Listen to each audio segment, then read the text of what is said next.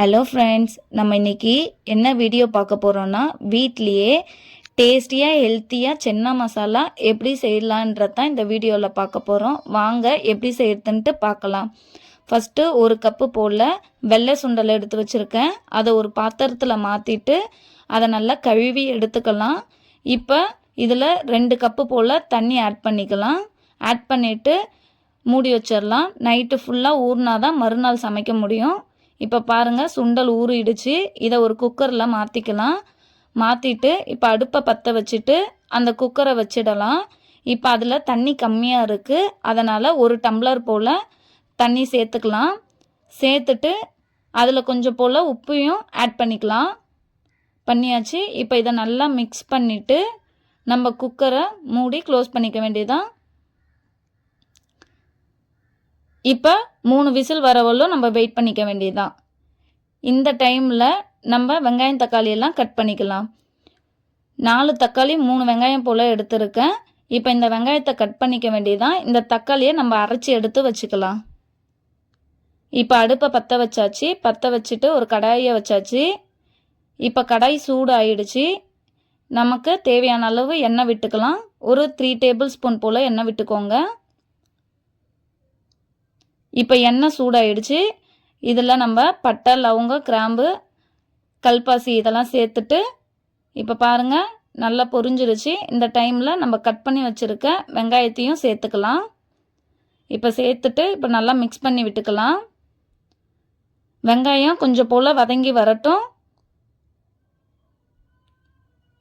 பாருங்கள், வெங்காயம் வதங்கிடுச்சு. இந்த டைமில் நம்ம இஞ்சி பூண்டு பேஸ்ட்டை ஆட் பண்ணிக்கலாம். நல்லா வதங்கிடுச்சு பாருங்கள். 1 ஸ்பூன் போல் இஞ்சி பூண்டு பேஸ்ட்டு சேர்த்துட்டு இப்போ நல்லா மிக்ஸ் பண்ணிக்க வேண்டியது தான்.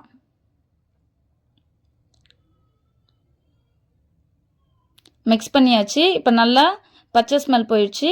இந்த டைமில் நம்ம அரைச்சி வச்சுருக்க தக்காளியை 1.5 கப்பு போல் ஆட் பண்ணிக்கலாம்.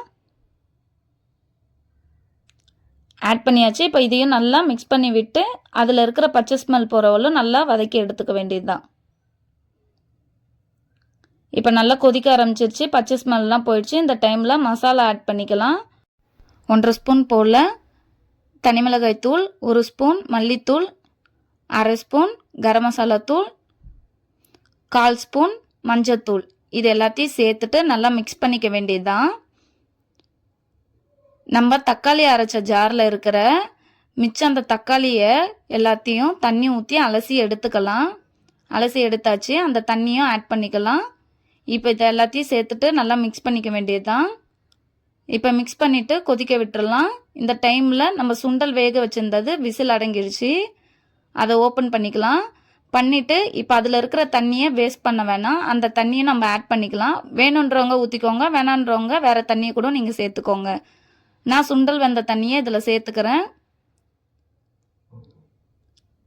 இப்போ சேர்த்தாச்சு. இப்போ நல்லா இந்த தண்ணி எல்லாத்தையும் சேர்த்து நல்லா மிக்ஸ் பண்ணிக்க வேண்டியது தான்.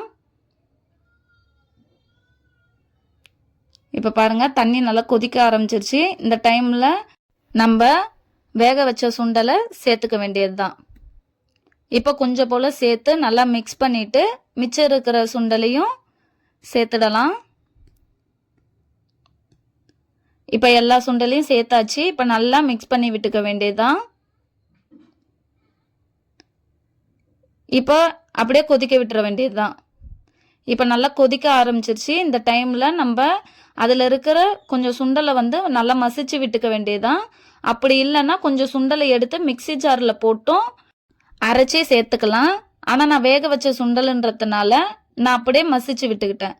இப்போ பாருங்கள், நல்லா அதில் இருக்கிற தண்ணியெல்லாம் வத்திடுச்சு. நல்லா திக்காக கிரேவி போல் கிடச்சிச்சு பாருங்கள். இந்த டைமில் நம்ம அடுப்பு ஆஃப் பண்ணிடலாம்.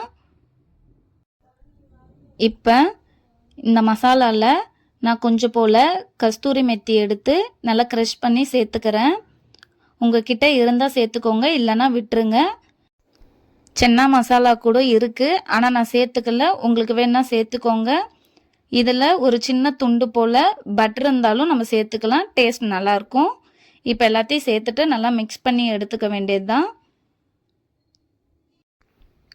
அவ்வளோதான், சென்னா மசாலா ரெடி ஆயிடுச்சு. இப்போ இந்த சென்னா மசாலாவை ஒரு பவுலில் மாற்றிக்க வேண்டியது தான்.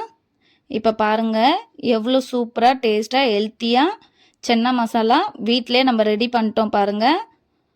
இதில் நிறைய இரும்பு சத்து, புரதச்சத்து, நார்ச்சத்து எல்லாமே இருக்குது. கண்டிப்பாக இதை குழந்தைங்களுக்கு செஞ்சு கொடுங்க, பெரியவங்களும் சாப்பிடுங்க. உங்களுக்கு இந்த வீடியோ பிடிச்சிருந்தா லைக் பண்ணுங்கள், ஷேர் பண்ணுங்கள், கமெண்ட் பண்ணுங்கள், சப்ஸ்கிரைப் பண்ணுங்கள். பாய்.